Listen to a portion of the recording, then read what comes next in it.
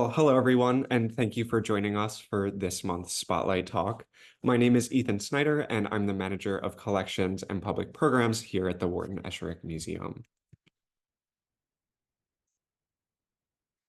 So, let's get that recentered there. So we at the Esherick Museum have been eagerly awaiting the exhibition, The Crafted World of Wharton Esherick, that opens at the Brandywine Museum of Art on October 13th.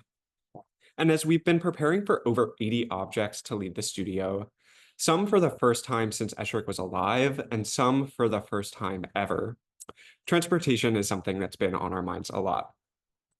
And in light of this preoccupation, we're going to be discussing how Esherick's work traveled during his lifetime and how, as museum objects, these works travel today. And to unravel the journey of Esherick's work throughout the years, we'll be looking at letters, ephemera, and other archival materials. Plus, we'll be turning some objects around and upside down to see what old stickers that are affixed to them might tell us. Now, we can't possibly cover all the travels of each object, nor do we even have the documentation to cover it all anyway. Instead, we'll be pulling from a number of well-documented exhibitions to describe the process of an artwork in transit, piecing together archival materials from a sampling of major exhibitions in order to reconstruct Esherick's shipping process has actually been surprisingly instructive as well. So the first step in the process, well before any packing material is ever acquired, is selecting what objects are going to be exhibited in a given show. Now, this was often a collaborative process between Esherick, curators, gallerists, and sometimes even Esherick's own clients as well. Depending on the proximity of a given venue, a curator might have visited Esherick at his studio to see what work was available to be exhibited and what work Esherick might have been currently working on that he was particularly excited about. So, for example, when Esherick was working with Robert Lauer and Thomas Tibbs at the Museum of Contemporary Crafts for his 1958 retrospective, these two gentlemen appeared to visit Esherick at his studio rather frequently.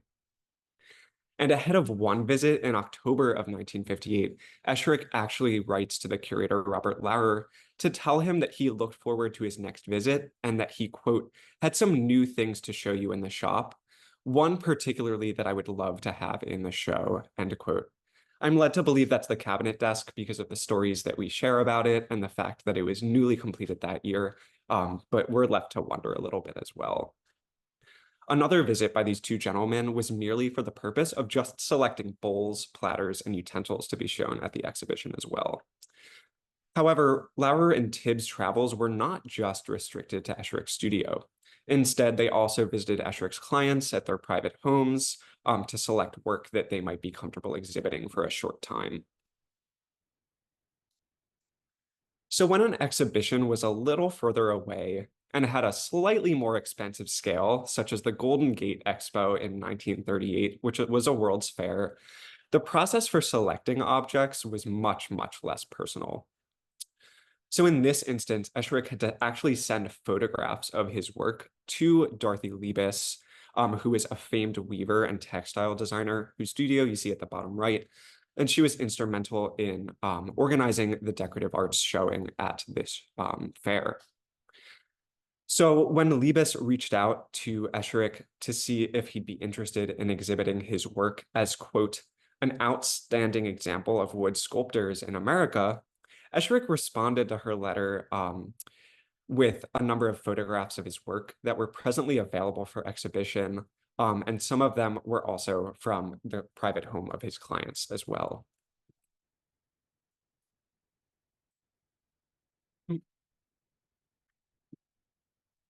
So looking for photographs of the work that Esherick exhibited in San Francisco, we can see that a number of them in this letter here on the left bear inscriptions related to the Golden Gate exhibition as we see here on the right. So in this letter that Esherick wrote to Dorothy Liebes, he includes identification numbers for the photos that he will send her. And those identification numbers can actually help us identify the exact photos that Esherick shipped off to San Francisco to help select which objects would actually be shown. So for example, here you can see in this letter, and the arrow points to it with a blown up photo here, that the photograph of Pierrot, this sculpture in the center that Wharton sent, was labeled number 200A. And when we take a peek through our photographic collection on site, we can find this exact photograph of Pierrot, and on the back it is marked 200A. So we know that this photograph was sent to and from San Francisco and was part of the process for helping Wharton and the curators figure out what exactly to show. So whether selecting objects took place in person or over correspondence, once the selection process was over and the checklist of objects was finalized, it was time to organize the shipment of objects and get them, for the most part, properly packed. Letters and receipts are some of the most helpful materials for us in determining how objects were packed and shipped. Depending on the proximity of the site Esherick was exhibiting in and the scale of the exhibition itself, organizing the shipment could happen in a number of ways and would vary in logistical complexity. For the Golden Gate exposition, Esherick had to contact shippers himself, since the fair's official shipper, the American Express Company, now known as American Express, the bank and credit card, didn't actually have an agent near Paoli. Go figure, it's rather isolated at that moment in time. But to make matters easier, the fair's committee provided Esherick with prepaid shipping labels that he could use, and he would contact shippers himself, and the payment would likely already be made for him.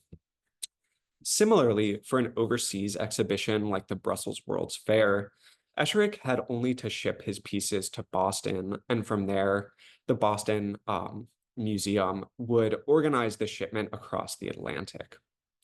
Shipping to faraway places could be a logistical feat, considering varying travel times and the fact that objects always needed to arrive for a particular date in order to be installed on time. When traveling closer to home, however, curators could much more easily and directly organize the transit of Esherick's work, or they would allow Esherick himself to choose his favorite and most trusted local shippers, especially when it was for a more personal exhibition like his 1958 retrospective. So objects needed to be properly packed for shipment before ever leaving Paoli. Unfortunately, we don't have documentation that covers the way Esherick packed his work beyond a few exhibitions. However, this document on the right side of the screen helps us understand one of the ways Esherick prepared his work for shipment. The images that you're seeing on the left side of the screen are all the objects that were sent over to San Francisco that are covered in this letter on the right. So we can find reference to the way Esherick packed his work in this letter to Dorothy Liebes. He wrote to her the day that the object shipped to let her know that they were on their way, and he included this documentation to tell her exactly what object was to be found in what crate. So we can see here that in the first crate, it was cheater that was packed into this first crate, along with bolts and directions for assembling this horse sculpture that we see here. The second crate contained the sculpture Pierrot, owned by the Fisher family, as well as the hanging figure that you see here that now serves as the counterweight to the trapdoor in Esherick's bedroom. The third crate contained a hickory table and chairs, which are now in the collection of Longhouse Reserve, Jack Leonard Larson's old home. And the fourth and final crate contained a two-piece pedestal for the horse sculpture. So we can tell that between varying crates and the necessity for instructions on assembly, this could be a rather complicated process for people to figure out from afar.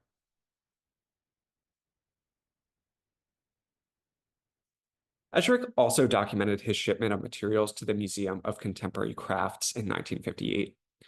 This documentation doesn't cover precisely how Esherick shipped all the objects that were exhibited, nor even the larger amount of things when you consider objects like this single staircase had to be disassembled into 31 separate pieces. The documentation on the screen, however, gives us an idea of how objects were packed and what traveled together. So we know that they traveled in containers. We don't know exactly what materials those were, but we know that one container contained 11 items in total, including a number of trays, boards, and utensils, as well as a box of chess pieces and the top of the sculpture Firstborn, as well as 14 small pieces of the spiral staircase. So as you can see, this would be a lot to kind of keep track of, which is why documentation like this was so important for people to receive.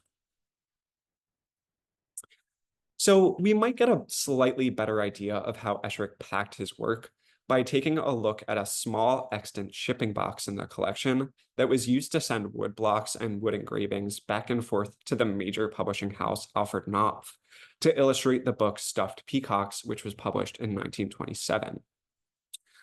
While this box does fall outside of our theme of travel for exhibitions, it is a really wonderful and illustrative example of a seemingly untouched package of Esherick's work. The wooden box that houses these blocks is made of simple industrial finger joins, and while the label that you see on the top left of the screen is not in great shape, we can see that Esherick used the same shipping company, the American Railways Express Company, that he ultimately used to ship things all the way out to San Francisco. And like that, the shipment here was also prepaid. And this label specifies that the box was headed to New York City on the Pennsylvania Express via the Pennsylvania Railroad. The top of the box that we see on the bottom of the screen contains a green address label for the publisher as well. Each block is wrapped and nestled in enough newspaper to keep the blocks from moving during transit. And while an object like the spiral staircase would clearly be way too large to merely wrap in newspaper, this box provides at least one example of how Esherick might have packed his work. So by now, you already have an idea of some of the ways that Esherick's work traveled to further destinations. When work traveled to New York City, it would either travel by van or truck, depending on the number of Esherick's pieces that were going to be shown. For example, when a large number of pieces were sent to New York for the retrospective, they traveled by truck with the company United Van Lines. And as Esherick wrote to the curator on December 2nd of that year, and the letter is shown here on the top of the screen, Esherick writes, "The truck has gone with all the load of trash." Go figure, that's how he saw his own work. And it's a joke, of course. But he goes on to say, "Good luck to you with the arranging of it. God be with you." So that left me wondering, how much did this packing, shipping, and preparation actually cost Esherick?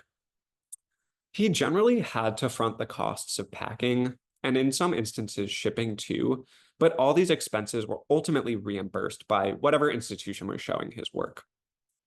So here we have an extant invoice on the right-hand side of the screen from the 1940 New York World's Fair for an invoice of packing, picking up, and transporting the entire furnishings of Room 9 for the America at Home exhibition.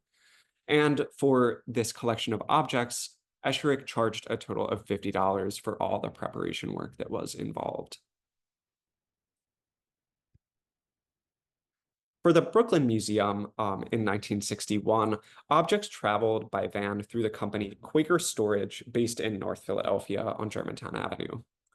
Unfortunately, the Brooklyn Museum discovered that upon delivery, this bench shown on the bottom side of the screen that was owned by Helene Fisher was actually damaged in transit. They notified Esherick about the damage when they sent him their receipt of delivery and specified that a quite sizable chip was actually left in the base of this bench.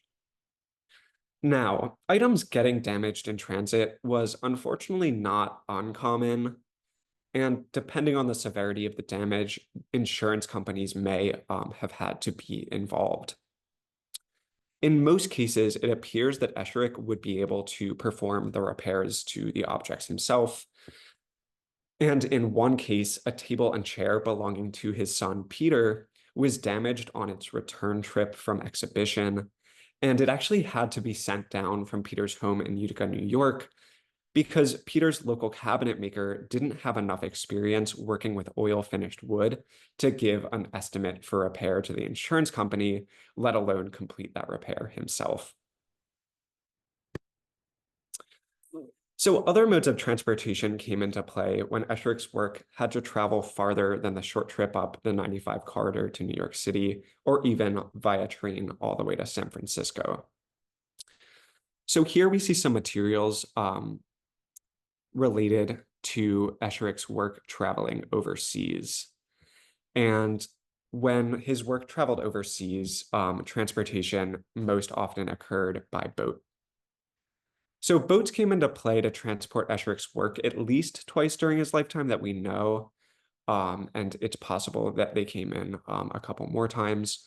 But for now, we know that at one point in time, Esherick sent his work over to London as part of the International Sculpture Exhibition, where Aspiring Pair, this sculpture here in the middle and this attendant sketch, was shown at the Tate Modern in 1953.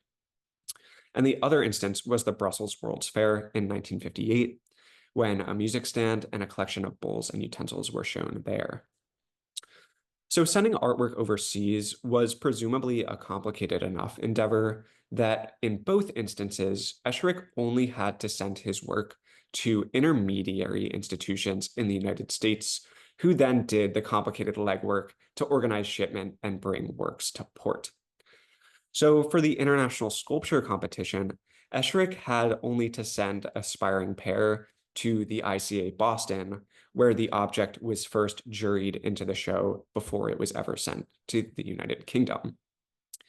And the label that we see here on the bottom is an identification form that would help anyone who is encountering this object that was part of the show to identify that this belonged to Wharton Esherick. And if for some reason information got lost, we have something actually affixed to the object that it can always be identified by. Now, for the Brussels World's Fair in 1958, Esherick sent his collection of work to the American Craftsmen's Council in New York City. We'll refer to them as the ACC for short. So the ACC and the Boston ICA seemingly worked together for this exhibition to ultimately choose examples of American craft at their headquarters to be exhibited before asking final permission from the artist to ship the work overseas. Now, there was enough interest in Esherick's work that the Craft Council proceeded with what I would call a better to ask for forgiveness than permission kind of way to do this. And while his work was quoted in a letter as already packed and on the high seas, the American Craftsman Council kind of retroactively needed the official go-ahead from him and figured that he would have been okay with it. So they sent him a form that was a loan agreement that would then allow it to travel formally.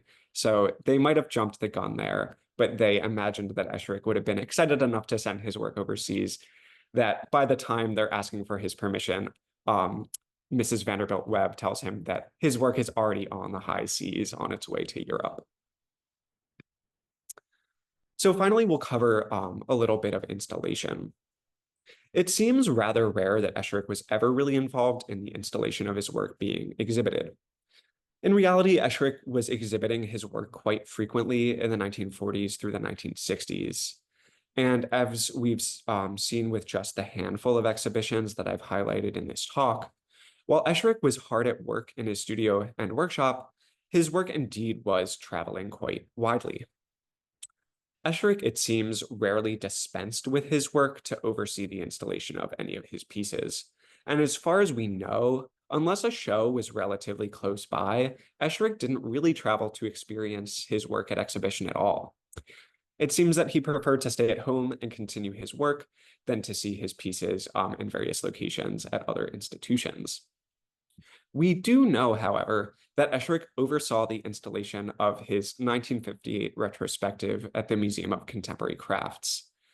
My colleague Holly Gore had the wonderful opportunity about a year and a half or 2 years ago to unveil some really wonderful footage in a spotlight talk that shows Esherick helping to install the show at the Contemporary Craft Museum.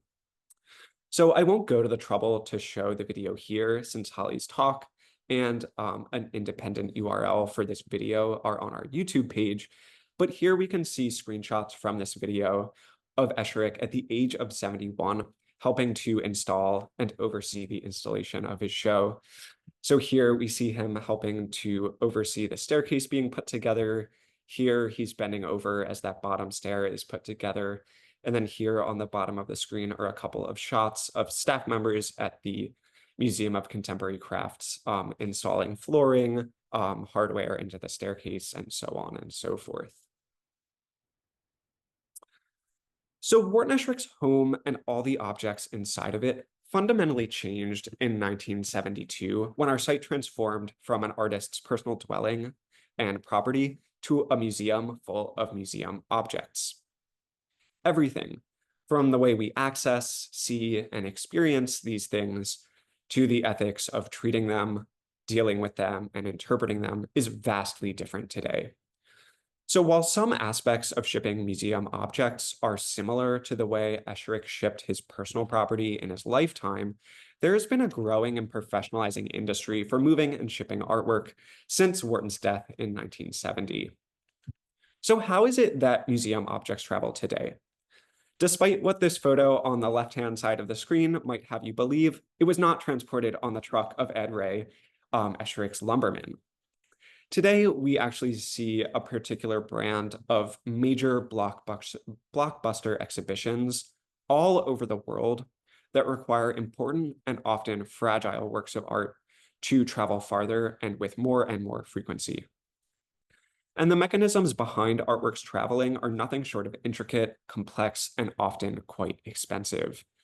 It requires hammering out loan agreements that please all the parties involved, making decisions about insurance, how to move objects safely, choosing appropriate specialist art shippers, having the artworks accompanied during all legs of their travels by a museum staff member, and so on and so forth.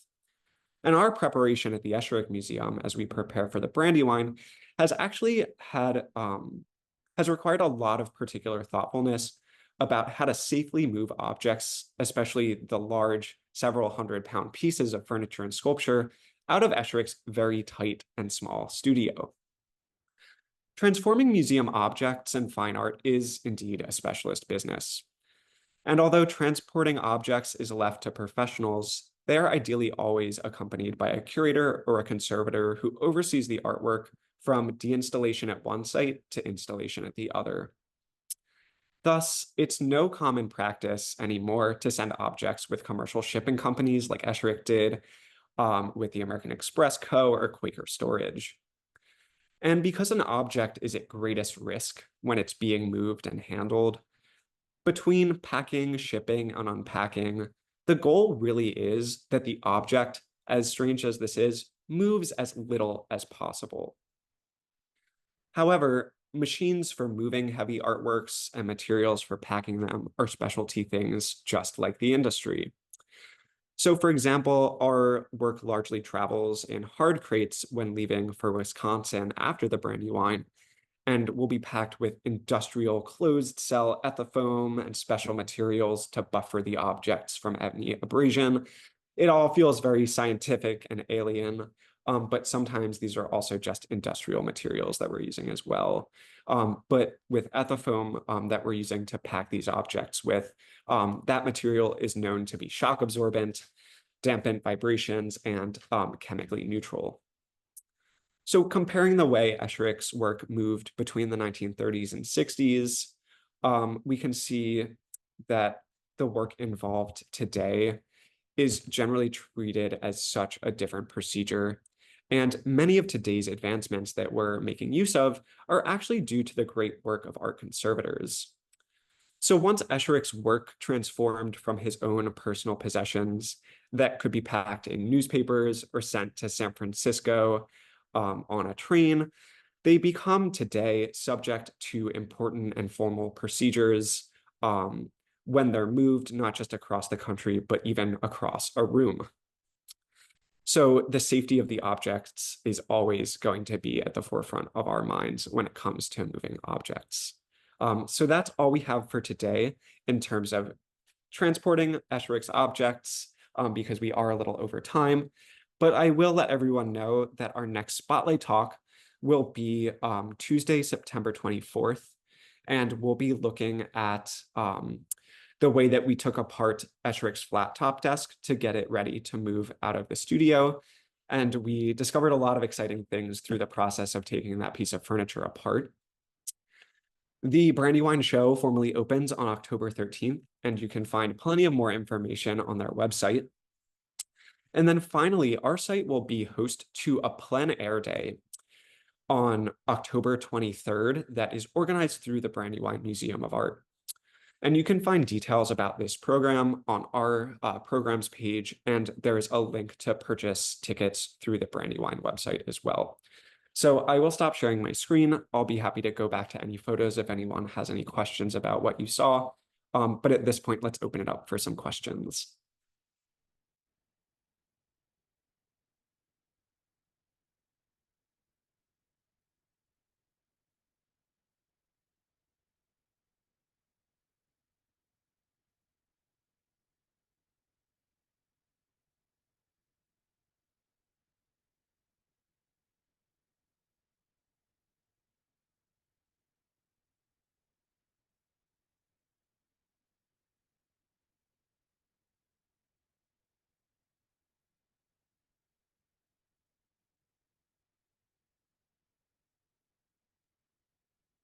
All right, well, if we don't have any questions at this moment, feel free to shoot us an email. We're always happy to answer people's interested questions. And there will be a follow-up email sent to everyone, and we'll make sure to link to some various resources, old blog posts, and things like that that touch on some of the topics in this talk. And we will also send over a link to Holly's Spotlight talk, where she covers the Museum of Contemporary Crafts exhibition and that video of installation. But I do see that we have a question from Mark Koshard in the chat about if a piece is damaged in transit now, how is it fixed? That's a great question. So ideally, an object is always accompanied by a staff member of a museum in every leg of transport. And this can include being in the belly of an airplane, on a boat, in the back of a truck. And you, in an ideal world, want that staff member to be a conservator because they're going to know exactly how to fix something, and they're going to have the resources in order to do that. Now, if there was a museum that was sending an object out and they didn't have a conservator on staff, it might be accompanied by a curator, a collections manager, a registrar. Those people, if God forbid an object was damaged in transit, once that object gets to its host destination, they're going to talk to those people and say, what are the conservators locally that you work with, and how can we bring them here to advise on fixing this object? So it's kind of always a game of networks and networks and networks, and seeing what institutions and what colleagues might have access to people that you just aren't aware of or aren't in the right area to have known about. Yeah. And with Esherick's work, he sometimes, it seems, could fix a piece when it was on view if he happened to go up and see it himself.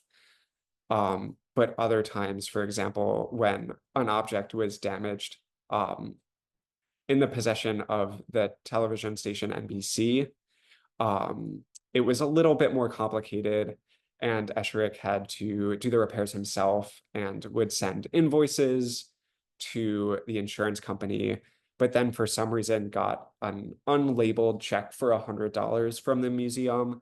And it turns out that they were the ones who would pay him out. And he had to ask why he got this mystery check. And they said, oh, it's for the damage that was unfortunately caused to your work.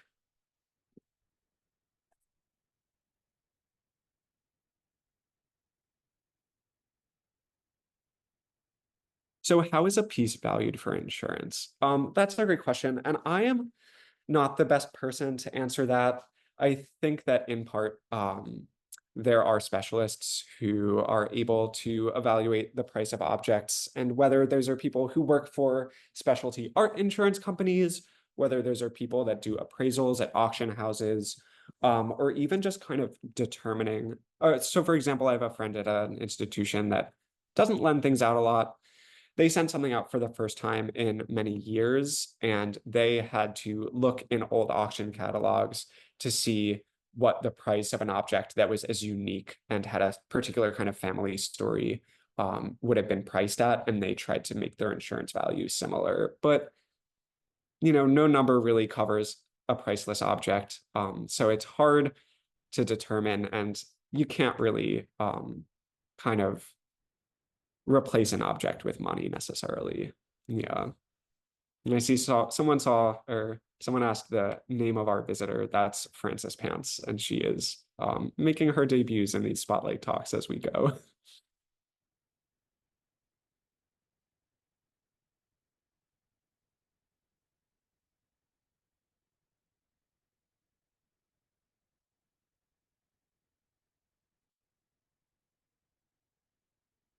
All right, so I think we probably won't keep anyone any longer than necessary. So we'll follow up with that email with lots of resources and more information if you just didn't get enough today. And otherwise, be on the lookout for the announcement for our next Spotlight talk in September. And again, check out our website for more information on upcoming programming and events. So thank you all so much. Thanks, Ethan.